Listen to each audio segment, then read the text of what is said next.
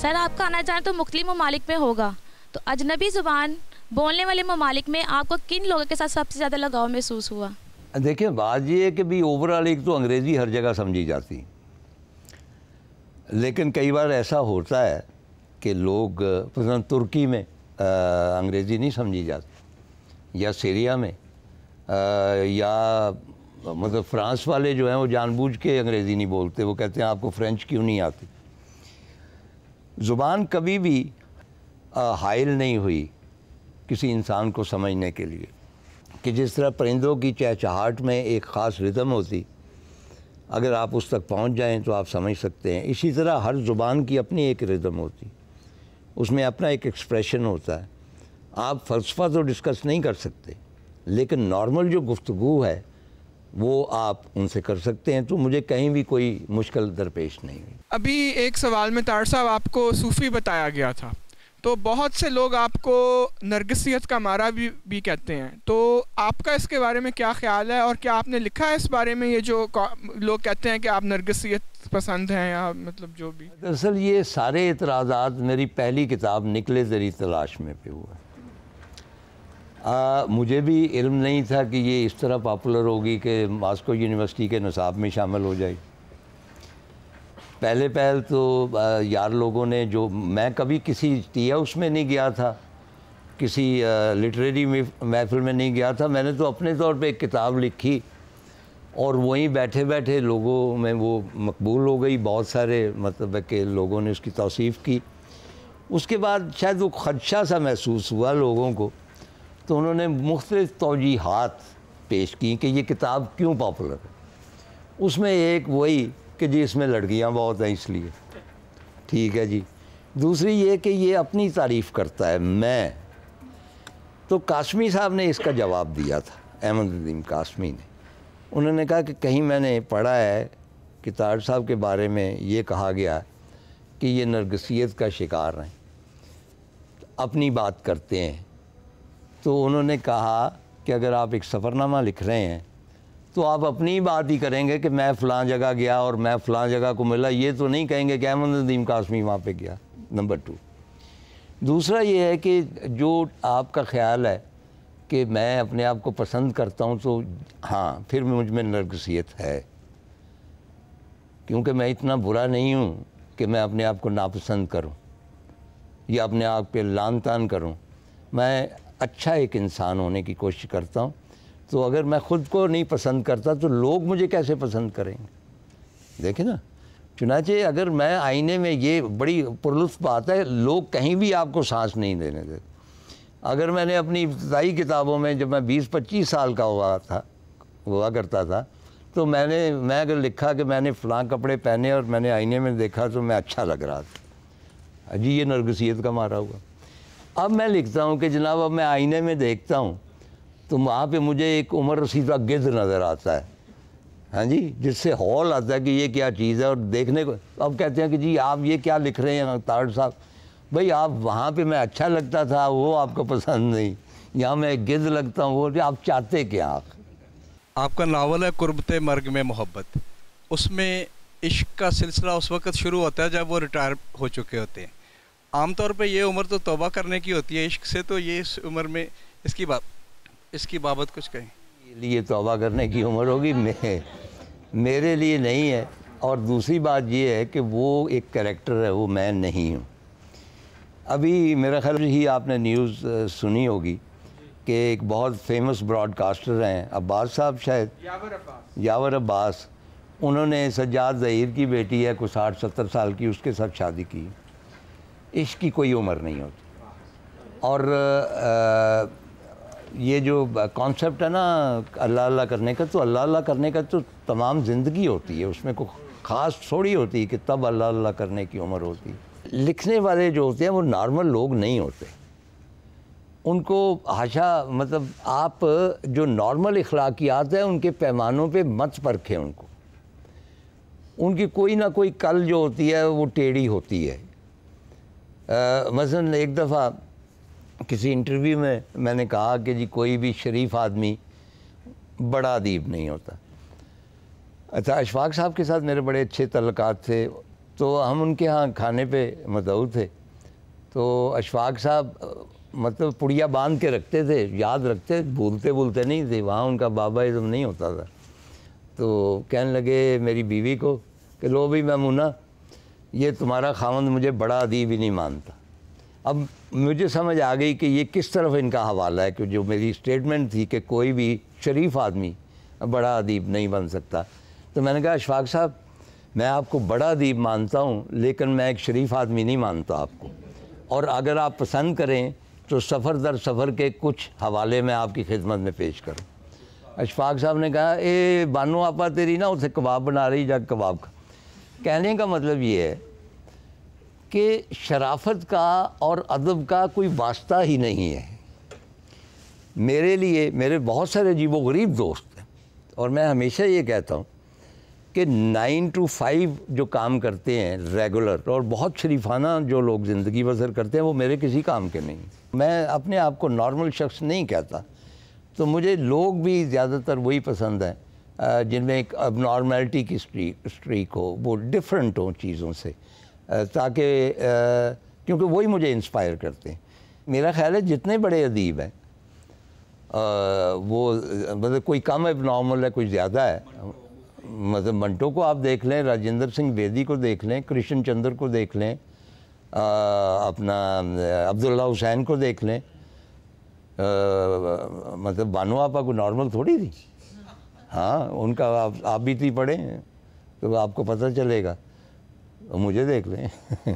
سر آپ کی کتابیں ماسکو یونیورسٹی کے نصاب میں شامل ہیں, انگریزی میں ترجمے ہو رہے ہیں, آپ پر ڈاکٹریٹ ہونے والی ہے, آپ کی ادبی حیثیت پوری دنیا میں تسلیم کی گئی, لیکن آپ لٹریری فیسٹیول میں نہیں جاتے, کیا وجہ ہے؟ لٹریری فیسٹیول میں مجھے دعوتیں تو آتی ہیں. اب ایک تو میں ہجوم سے گھبراتا ہوں اب بہت زیادہ, میں تھک جاتا ہوں, میری عمر ہے, مجھ میں سکت کم ہو جائے. لیکن میرا خیال ہے کہ آپ کسی خاص لٹریری فیسٹیول کا حوالہ دے رہے ہیں جہاں پہ میں مدعو نہیں کیا گیا.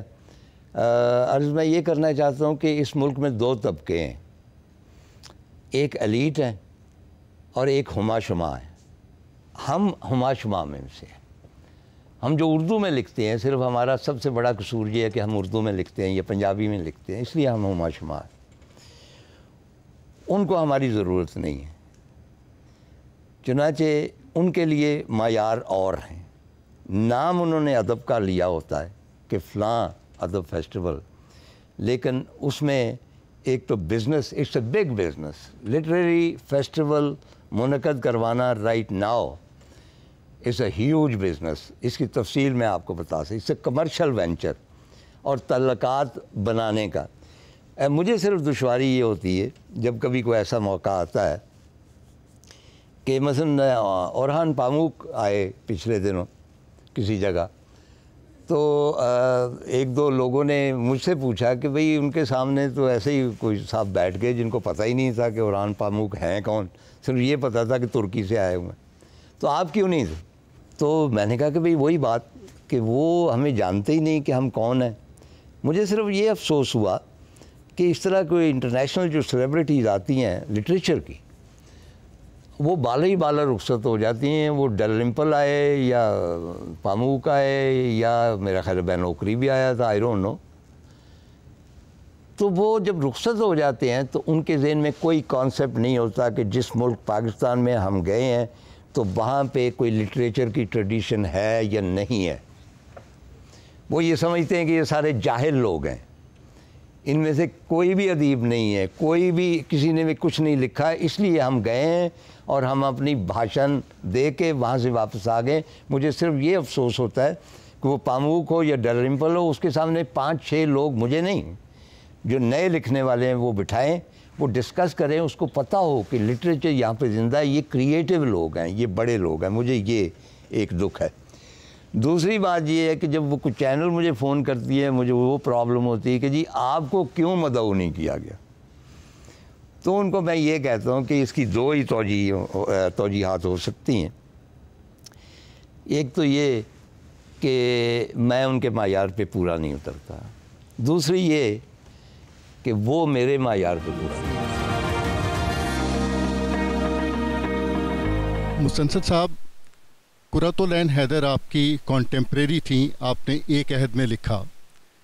اس سوال کا آپ جواب دینا چاہیں تو آپ کی مرضی ہے کہ ان کے ساتھ کوئی پرسنالٹی کلیش کی صورت کبھی بنی؟ نہیں، ہرگز نہیں، ایسا نہیں ہے. دیکھیں، فکشن میں اگر میں نے کسی کو مانا، ملکہ مانا، تو وہ قرۃ العین حیدر تھی. جب ان کی ڈیتھ ہوئی ہے تو میں نے ڈان میں کالم لکھا تھا، اور اس کا جو ہیڈ لائن تھی وہ یہ تھی: the queen of fiction is dead, long live fiction. ایک تو میں یہ اعتراف کو پرسنالٹی کلائی، لیکن ذرا سی تھیں وہ شارٹ ٹیمپرڈ تھی. لاہور وہ آئیں تو بہت سارے لوگوں کو ناراض کیا انہوں نے، اچھی طرح بولتی نہیں تھیں اور فوری طور پہ بےعزتی کر دیتی تھی، وغیرہ وغیرہ وغیرہ. بلکہ میں ان کو لے کے اندرون شہر بھی گیا، اور وہاں میرا ان کا ایک ڈائلاگ جو بہت کوٹ ہوا کہ وہ بار بار جھانکتی تھیں ادھر ادھر. تو وہ مختلف گلیوں کے نام تھے: پھولوں والی گلی، ملا کمانگراں، وہ کیا ہے ملا تیر اندازاں، ملا چڑی ماراں، اسی طرح اور محلے. تو کہنے لگی ارے بھائی یہ تو بالکل ہو بہو لکھنؤ ہے. تو میں نے کہا یعنی افا بات یہ ہے، اس میں ایک فرق ہے. لکھنؤ کی تہذیب مر چکی ہے، لاہور جو ہے اس کی تہذیب زندہ ہے. اور انہوں نے تھوڑی دیر کے بعد، پہلے ان کی وہ خشمگین سی ہوئی، پھر انہوں نے کہا تم کیسے ٹھیک ہو. ایک تو یہ بات. دوسری یہ ہے کہ کوئی ایک انسیڈنٹ ایسا ہوا، بلکہ میں اسلام آباد میں تھا جب وہ آئیں اسلام آباد میں، تو میں نے فون کیا، ملنے کی خواہش کا اظہار کیا، تو انہوں نے بلایا. تو میں جب گیا ہوں، لاہور بعد میں آئیں تو اچھا وہ بڑا ایک میں آپ کو بتاؤں کہ میرا ایک خطوط ہے مجموعہ شفیق الرحمان، کرنل محمد خان اور محمد خالد اختر کا. اس میں بھی میں نے قرۃ العین کا تذکرہ کیا کہ ان کا جو ایک خاص یہ کہہ لیں ریلیشن شپ تھا شفیق الرحمان کے ساتھ، تو اس کا تھوڑا سا تذکرہ میں نے کیا. اچھا، عینی آپا کی ایک تھی کہ وہ کیونکہ اشرافیہ سے تعلق رکھتی تھی، چنانچہ وہ عہدوں سے بڑی متاثر ہوتی تھی کہ فلاں جو ہے وہ ڈی ایم جی میں ہے، فلاں فارن آفس میں، یہ ان کا ایک تھا، فکسیشن تھی. تو بہرحال تو وہ میں جب گیا ہوں تو مجھے کہنے لگی بات سنو. میں نے کہا جی. پہلی مرتبہ مل رہا ہے ایک آدھ خط. یہ جو گھر کے لوگ ہیں ان کو میں نے بتایا کہ وہ مستنصر حسین تارڑ مجھے ملنے آ رہے ہیں. یہ بڑے ایکسائٹ ہوئے سارے، یہ تو تمہارا انتظار کر رہے تھے، اپنی آٹوگراف بکیں، لیکن ان کے ساتھ تصویر تو آنی. بھائی تم تو بہت مشہور ہو یہاں پہ، تم نے مجھے بتایا نہیں. تو میں نے کہا کہ یعنی ابا آپ کو مطلب میں کیا یہ کہوں کہ مشہور ہوں یا نہیں، لیکن وہ بڑی متاثر اس بات پہ ہوئیں، میرے لٹریچر سے شاید ہوئیں یا نہیں، کہ یہ مشہور بہت. اچھا، تو یہاں پہ آئیں تو میں نے ان سے گزارش کی، لوگ کھانا وانا کر رہے تھے، اتنی بڑی ادیبہ، کہ یعنی آپا میرے ہاں آپ نے کب آنا. تو انہوں نے ہمیشہ کہا یہ تو اپنی شہرت کے لیے مجھے بلاتے ہیں، تم تو پہلے ہی بہت شہرت یافتہ ہو، تمہیں مزید شہرت کی ضرورت نہیں. میں نے کہا میری خواہش ہے، کیونکہ میں نے اپنی بیٹی کا نام آپ پہ رکھا ہے اور قرۃ العین طاہرہ ایران والی، ان دونوں کے. تو کہنے کہ اچھا آؤں گی. تو وہ ایک ٹریجڈی تھوڑی سی ہو گئی، وہ مس انڈرسٹینڈنگ تھی کہ ہم جاوید شاہین کے گھر کھانا تھا، اور وہاں پہ حسن رضوی مرحوم فوٹوگرافر کے ساتھ آ گئے. تو عینی آپا سیخ پا ہو گئیں کہ اچھا کیوں بلایا اس کو، خوب اس کی بےعزتی کی بیچارے کی. لیکن اس دوران جب وہ نجمی جو ہمارے فوٹوگرافر تھے وہ کیمرہ ویمرہ سیٹ کر رہے تھے، تو عینی آپا لپسٹک ٹھیک کر رہی، یہ وہ دھیان رکھتی تھی، پلو شلو ٹھیک ہے یہ، ہاں بڑی کمال کی خاتون تھی. اچھا، تو یہ بات آئی گئی ہوگی. کچھ 2 ہفتے کے بعد مجھے فون آیا جاوید شاہین کا، اور وہ بیچارہ بہت ہی بری طرح سے تھلا رہا تھا. جب شعر پڑھتا تھا ٹھیک پڑھتا تھا، بلکہ وہ ایکٹر بننے گیا تھا بالی ووڈ میں ساحر لدھیانوی کے پاس. تو اس نے اس کو ایک کردار دیا جو تھتھلا کے بولتا ہے. اس کے جب ڈائلاگ آؤ سیدھا ہی بول گیا. اس نے کہا کہ یار جب میں فلم کے سیٹ پہ ہوتا میں تھتھلا نہیں سکتا. اس کا عجیب و غریب. منو بھائی کے ساتھ بھی یہی. اچھا خیر، تو وہ بول رہا تھا اور وہ کہنے لگا کہ وہ عینی آپا کو بہت برا بھلا کہہ رہا، بہت. وہ میں نے اتنے پیسے خرچ دیے پارٹی پہ، اتنے لوگوں کو بلایا، آج اس کا فون آیا، اس نے مجھے یہ کہا ہے وہ کہا ہے، میری بڑی بےزتی کی ہے۔ وہ میں نے کہا ہوا کیا ہے؟ کہنے لگا یہی مسئلہ ہے کہ قصور تمہارا ہے، گالیاں مجھے پڑیں۔ میں نے کہا کیا ہوا ہے؟ کہنے لگا کہ جنگ کا جو لٹریری پیج ہے اس میں آلموسٹ ہاف پیج پہ تمہاری اور عینی آپا کی کلر تصویر چھپی، اور وہ عینی آپا نے دیکھی ہے، تو وہ کہتی ہے کہ یہ تصویر کیوں چھپی ہے اور یہ تمہارے گھر میں اتاری گئی تھی۔ خیر وہ میں نے جب بند کیا تو عینی آپا کا فون آ گیا۔ وہ عینی آپا پوری شد و مد سے، اچھا کہ یہ تم نے سستی شہرت کے لیے یہ کیا ہے، میرے ساتھ تصویر کھنچوا کے تم نے وہاں پہ شائع کروا دیا وغیرہ وغیرہ۔ اچھا سیدھی بات ہے، ایک دفعہ میں بیٹھی ہوئی تھی تو میں نیچے بیٹھ گیا قالین، تو کسی نے کہا کہ یار یہ تو اچھی طرح بات نہیں کرتی، تم نیچے بیٹھے ہوئے۔ میں نے کہا جس کو ملکہ مان لیا نا تو اس کا وہ پھر ایٹیچیوڈ جو ہے اس کا حق ہے کہ وہ نخرے دکھائے اور ہمیں حقیر جانے۔ میں اس کو ملکہ مانتا ہوں فکشن کی، تو یہ ساتھ تھا۔ تو خیر میں پہلے بہت دھیمے لہجے میں کہ یعنی ابا مجھے، اب میں قسم کھانے کو تیار ہوں کہ میرا کوئی تعلق نہیں ہے اور وغیرہ وغیرہ، نہیں تمہاری تصویر کیوں چھپی ہے؟ تو میں نے پھر بہت آرام سے کہا، میں نے کہا نہیں آپا، ایک تو یہ ہے کہ اس تصویر کے چھپنے سے اگر کوئی مشہور ہوا ہے تو وہ آپ ہوئی ہیں، کیونکہ آپ کو پاکستان میں کم لوگ جانتے ہیں، میری شاید بدنامی ہوئی ہوگی۔ عینی آپا نے بند کر دیا، میں بھی غصے میں آ گیا، ظاہر میں کتنی دیر اس کے، میرا خیال ہے کہ 8-10 دن کے بعد باہر ہوئی بیل ہوئی تو میں گیا تو باہر دیکھا تو عینی آپا وہاں کھڑی ہوئی، ان کے ساتھ ان کی کچھ مس حیدر تھیں، ان کی کزن جو شاید لاہور کالج میں پڑھاتی تھی، ان کے پاس ٹھہری، وہ دونوں، اور عینی آپا نے کیک پکڑا ہوا، کہنے لگی میں تمہیں ملنے آئی۔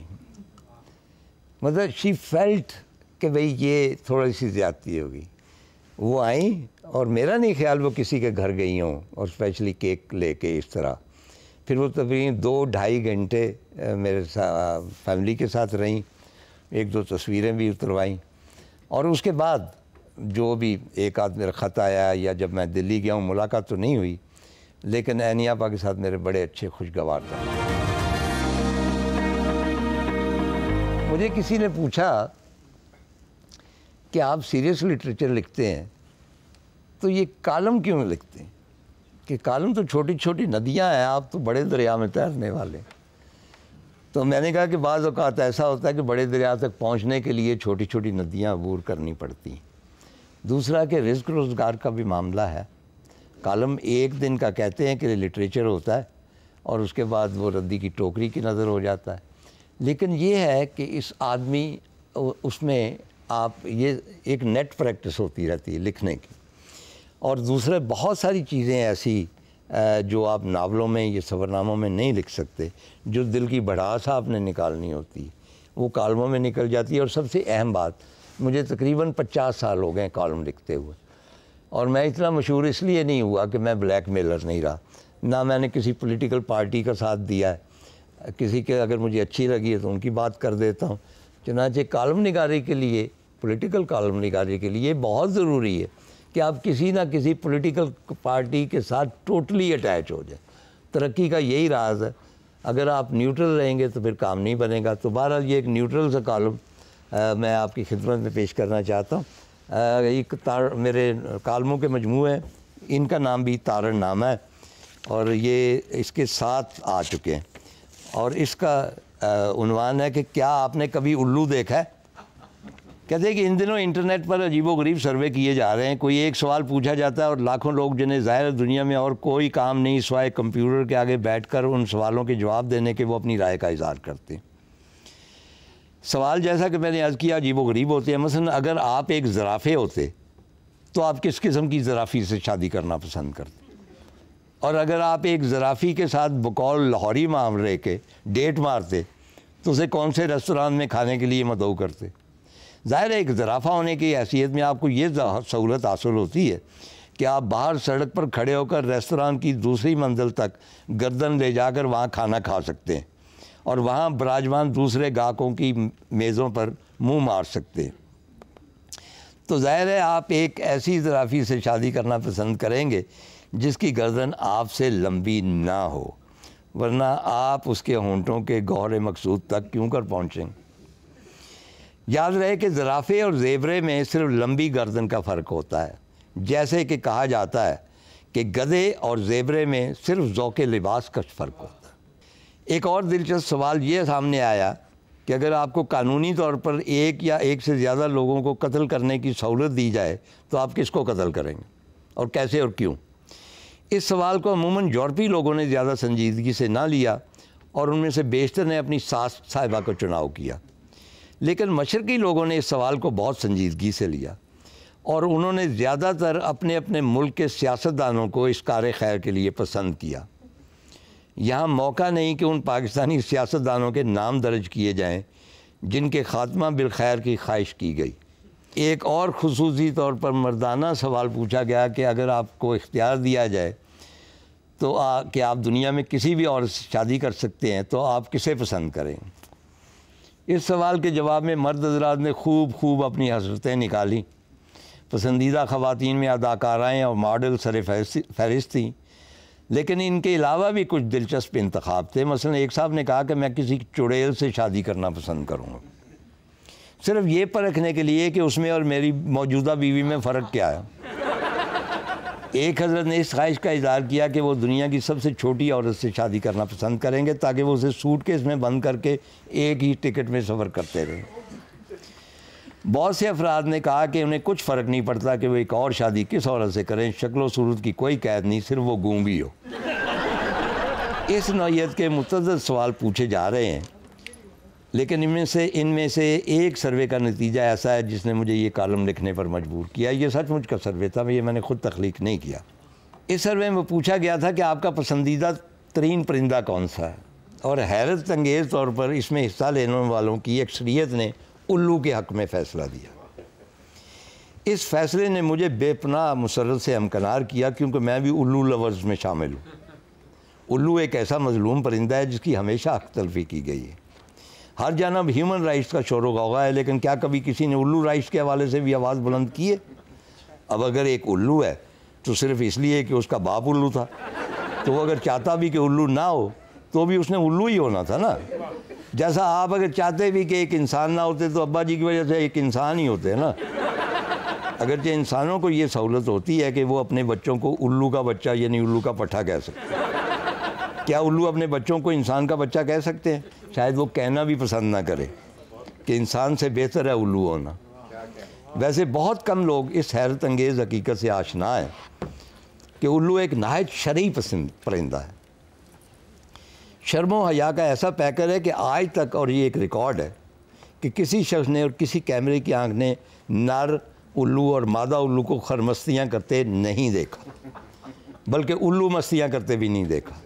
ویسے آپس کی بات ہے کہ یہ الو کچھ نہ کچھ تو کرتے ہوں گے نا، ورنہ اتنے الو کے پٹھے دنیا میں کہاں سے آ جاتے۔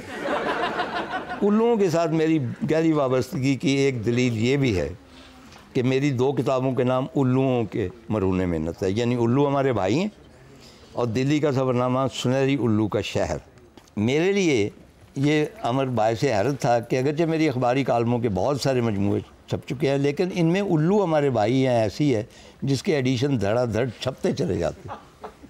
اور جب تحقیق کی تو معلوم ہوا کہ اکثر بہنیں اپنی بھائیوں کی سالگرہ کے موقع پر انہیں یہ کتاب تحفے کے طور پر دی۔ اس میں میری تحریر کا کچھ کمال نہ تھا، صرف الوؤں کا کمال تھا۔ میں نے اپنے ایک باریش بزرگ کو جب یہ کتاب پیش کی تو اپنے بھائی محترم جناب وغیرہ لکھ کر پیش کی تو وہ برا مان گئے، اچھا تو ہمیں بھی الو بنا دیا۔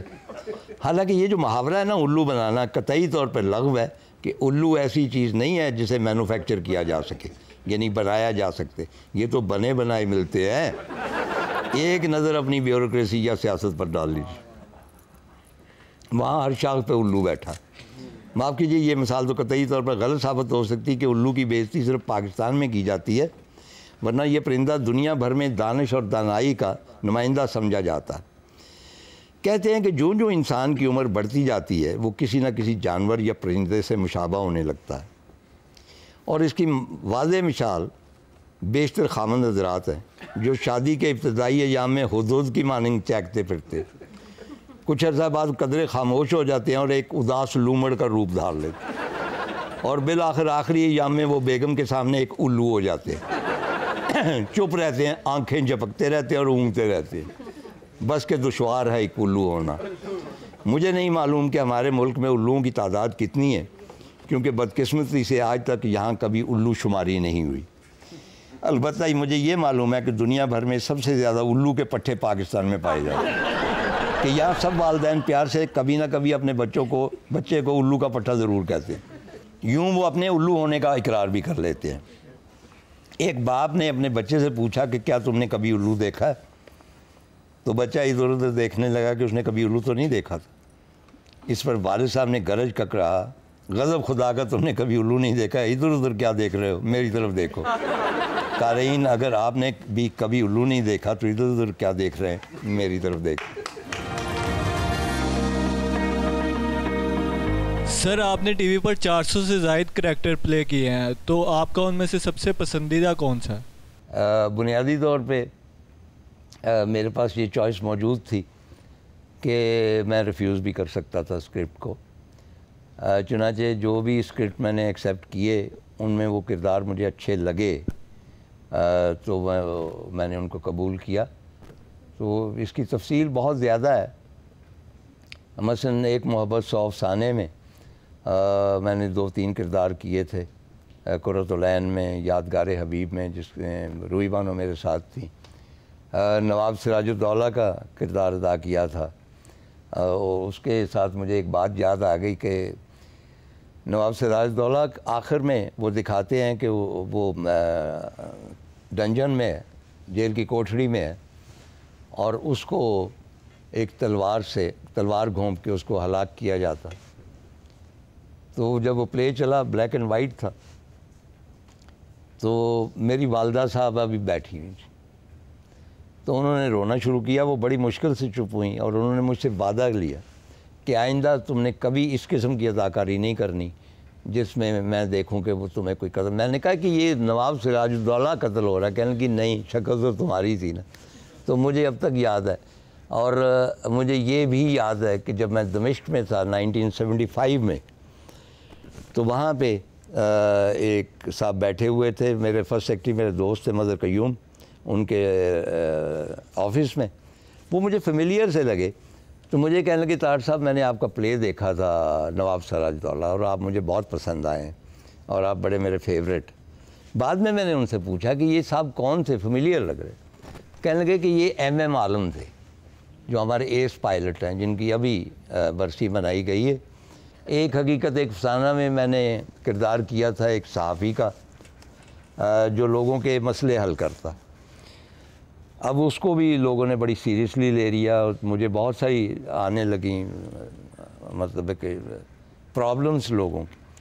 اچھا، یہ بڑی عجیب و غریب بات ہے، سم اور دی ادر شاید میرے کتابوں کی وجہ سے یا ڈراموں کی وجہ سے لوگوں کا یہ خیال ہوتا ہے، اور اس خام خیالی ہے کہ میں ان کی کوئی پرابلم حل کر سکتا ہوں، میں ان کی کوئی مدد کر سکتا ہوں۔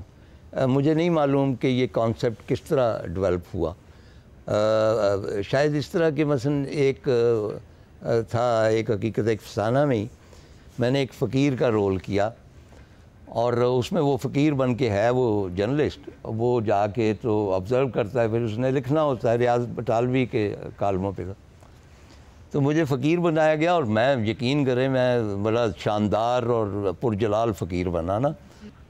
ٹورنٹن مارکیٹ کے آگے میں چلا ہوں تو میرا خیال 150 روپیہ مجھے کچھ 10 منٹ میں ہو گیا۔ اس کے ہم نے برگر کھائے، اس زمانے میں سستا تھا، اور پیپسی پی۔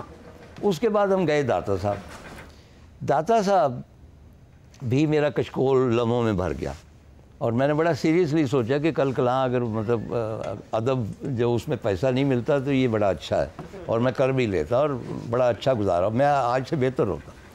تو وہ میں بیٹھا ہوا تھا، یہ سننے کی والی بات ہے، اس میں ویگن میں، اور میں نے اپنا کام کر لیا تھا جو میرا ہے، اور عابد علی کچھ کر رہا تھا، تو گرمی تھی بڑی، ایئر کنڈیشنڈ نہیں تھی ویگن، اور وہ سارا میک اپ اور اس میں پسینہ اور وہ آنکھیں، اور میں یوں کر کے بیٹھا ہوں، اور ایک عورت آئی ویری ویل ایجوکیٹڈ اور بہت خوبصورت، راؤنڈ اباؤٹ 60-65، اور بڑی اس کی شاندار پرسنالٹی تھی، اور وہ میرے آگے ہاتھ باندھ کے کھڑی ہو گئی. تو وہ عورت کہنے لگی کہ میرے لیے دعا کریں، میں بڑی مشکل میں ہوں. تو میں نے کہا بی بی بات یہ ہے کہ یہ گیٹ اپ ہے، یہ تو نقلی کام ہے، میں وہ درویش وغیرہ نہیں ہوں، میں تو ایک معمولی سا اداکار ہوں. تو اس نے میرا نام لیا، کہنے لگی میں جانتی ہوں کہ آپ وہ ہیں، لیکن میں بڑی مشکل میں ہوں، میرے لیے دعا کیجیے. اب یہ عجیب و غریب وہ لمحہ تھا. اس کے بعد ایک دو اور لوگ آئے، ایک نے 10 روپے میرے یہاں پہ رکھ دیے اور کہنے لگے کہ اس طرح کر کے. تو لیکن مجھے یہ احساس ہوا کہ یہ کتنے لوگ جو ہیں، کتنے دکھ کتنے ہیں اس دنیا میں، اور ان کے پاس ان کا مداوع نہیں ہے، اور وہ ان مزاروں پہ آتے ہیں، چاہے وہ دکھ جو ہیں وہ کم ہوں یا نہ ہوں، ان کے دل کی بھڑاس نکل جاتی ہے. چنانچہ تب میں قائل ہوا کہ ہاں اس میں کوئی حرج نہیں ہے کہ انسان 2 آنسو وہاں جا کے بہا لے تاکہ اس کے دکھ کچھ کم ہو. چنانچہ آئی فیل کہ یہ وسیلہ ہوتا ہے ایک، اس میں ضروری نہیں ہے کہ بہت کچھ پہنچا ہوا بزرگ ہو، وہ میرے جیسا گناہگار بھی، عام بندہ بھی ہو سکتا ہے. اصل میں نیت ہوتی، اور نیت کے ساتھ اگر آپ دعا کریں گے کسی کے لیے، اور دوسری کہ اس میں اپنا لالچ آپ کا نہیں ہو، تو پھر شاید وہ دعا جو ہوتی ہے قبولیت کے ان لمحوں پہ پہنچ جاتی ہے. دعا کے حوالے سے میں ایک بات عرض کرنا چاہتا ہوں کہ میں وہاں پہ نیو یارک میں تھا، تو وہاں پہ ایک سینیگوگ میں جانے کا اتفاق ہوا، یہودیوں کی جو ہوتی ہے عبادت گاہ. تو وہ باہر میں نے دیکھا تو وہاں پہ ایک کو بزرگ سے تھے، وہ بیٹھے ہوئے، ان کے پاس بہت سارے لوگ بیٹھے ہوئے ہیں. میں نے کہا بھئی یہ کون ہے؟ کہنے لگے یہ بہت پہنچے ہوئے بزرگ. تو میں نے کہا یہ کہاں ہے؟ کہنے لگے ان دنوں جنت میں فروکش. میں نے کہا اچھا. تو میں نے کہا ان کی خاص بات کیا تھی؟ کہنے لگے جی ان کی دعا قبول ہو جاتی تھی. تو میں نے ایک سوال پوچھا، اور یہ منطبق ہوتا ہے تمام مذہبوں پہ، صرف ان پہ نہیں. میں نے کہا ان کی دعا ہی کیوں قبول ہوتی تھی؟ کہنے لگے کہ وہ دراصل وہ نیکیاں کرتے رہتے تھے، خلق خدا کے ساتھ اچھا سلوک کرتے رہتے تھے، اور وہ نیکیاں ان کے بینک بیلنس میں جمع ہوتی جاتی تھی. کیونکہ یہودی تھا، اس نے بینک بیلنس کی بات کری، اور اس میں بہت سارا کریڈٹ ہو گیا. جب وہ اللہ سے کوئی چیز مانگتے تھے، دعا مانگتے تھے، تو اللہ تعالیٰ یہ کہتا تھا کہ یہ اپنے لیے کچھ نہیں مانگ رہا، دیکھو اس کا کریڈٹ کتنا زیادہ ہے، اس میں کچھ نہیں مانگ رہا، کسی اور کے لیے مانگ رہا ہے، تو اس لیے اللہ تعالیٰ اس کو دے دیتا. آئی فیل کہ اگر آپ اپنے لیے نہیں مانگے، لیکن آپ کا تھوڑا بہت کریڈٹ ہونا چاہیے، دوسروں کے لیے مانگیں تو وہ دعا قبول ہو جائے. خواتین و حضرات، وہ گفتگو کچھ زیادہ سنجیدگی اختیار کر رہی. تو آپ کو شاید یاد ہوگا کہ صبح کی نشریات میں کیا کرتا تھا، تقریباً 7-8 سال کیا مسلسل. تو مجھے شروع میں احساس ہوا کہ جب میں اجازت لیتا ہوں تو یہی کہتا ہوں کہ انشاءاللہ پھر کل ملیں گے وغیرہ وغیرہ. تو کوئی نہ کوئی بات ہونی چاہیے جس کے اوپر اختتام ہونا چاہیے. تو میرے ذہن میں آیا کہ کوئی چھوٹی سی بات میں کر دوں. تو وہ میں نے چھوٹی سی بات کا سلسلہ شروع کیا، اور بہت سارے لوگوں نے بعد میں کہا کہ ہم آپ کے پروگرام کا صرف وہ حصہ دیکھتے ہیں جس میں آپ نے چھوٹی سی بات کرنی ہو. اچھا، آج کل بھی یہ بہت رواج ہے کہ خواتین جو ہیں وہ آخر میں اجازت لیتے ہوئے کہتے ہیں کہ یہ آخر میں ایک چھوٹی سی بات، آج موسم کتنا حسین. اچھا، یہ ایسا نہیں ہوتا، اس میں کوئی نہ کوئی ایسی چیز ہونی چاہیے جو ذرا مختلف ہو. اچھا، ایک فقرہ جو ہے جو مجھے عجیب سا لگتا ہے، اپنا خیال رکھیے گا. بھئی بیوقوف ہو، میں نے اپنا خیال نہیں رکھنا تو اور کس کا رکھنا ہے؟ یہ آپ کے کہنے کی ضرورت ہے کہ ٹی وی پہ بیٹھ کے آپ کہہ رہی ہیں اپنا خیال رکھیے گا. بھئی کس طرح رکھوں؟ یا تو تم آؤ میرا خیال رکھو نا. تو یہ مجھے بڑا ریڈیکولس سا لگتا ہے. دوسرا جو ہے، راہ چلتے لوگ جب ملتے ہیں تو یہ آٹومیٹکلی کہ دعاؤں میں یاد رکھیے گا. بھئی وجہ میں کیوں یاد رکھوں؟ آپ میں کون سی ایسی خاصیت ہے؟ آپ میرے دوست ہیں، آپ کا چہرہ مجھے اچھا لگا ہے، یا آپ میں کوئی اور ایسی خاص؟ دعا میں یاد رکھیے گا. اور مزیدار بات یہ ہے کہ نام تک نہیں بتائیں گے. اب آپ بتائیں کہ دعاؤں میں کس طرح یاد رکھوں گا بغیر نام؟ تو آئندہ کسی کو اگر آپ کہیں نا کہ دعاؤں میں یاد رکھیے گا تو اپنا نام ضرور بتائیے.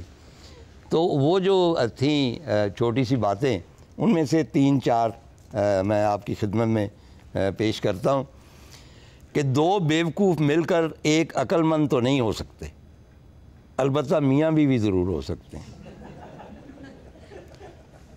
اگر محبت اندھی ہوتی ہے تو شادی نظر ٹیسٹ کروانے کا آسان ترین طریقہ. کسی کو جان لینا کسی کی جان لینے سے بہتر. اور محبت کی کشتی میں پہلا سوراخ شک کا ہوتا. ایک لباس ایسا ہے جو دنیا کے ہر خطے کے انسان پر سج جاتا ہے، اور وہ ہے مسکراہٹ. اور زندگی کی شاہراہ یک طرفہ ہے، آپ جا سکتے ہیں واپس نہیں آ سکتے. شاعروں کے ساتھ معذرت سے، اپنے منہ سے اپنی تعریف کرنے والے شاعر دراصل بھک منگے ہوتے. جو گیت ماں کے دل میں گونجتا ہے وہ اس کے بچے کے ہونٹوں پر مسکراہٹ کی صورت نغمہ سرا ہوتا ہے. اور یہ آج کل بڑا وائرل ہوا ہے کہ ستارے اور دوست ایک جیسے ہوتے ہیں، چاہے کتنے ہی طویل فاصلوں پر ہوں ان کی روشنی آپ تک پہنچتی رہتی. اور وہ لوگ جو ہواؤں میں گھر بناتے ہیں ان کے دروازوں پر بھی صرف ہوائیں ہی دستک دیتی ہیں. اور دنیا کے تمام بڑے دریا پانی کی ایک بوند سے جنم لیتے ہیں. اور ہر شخص اتنا عقل مند نہیں ہوتا جتنا کہ اس کی ماں سمجھتی، اور ہر شخص اتنا بیوقوف نہیں ہوتا جتنا کہ اس کی بیوی سمجھتی. ندی کے پانی اور آنکھ کے پانی میں صرف جذبات کا فرق ہو.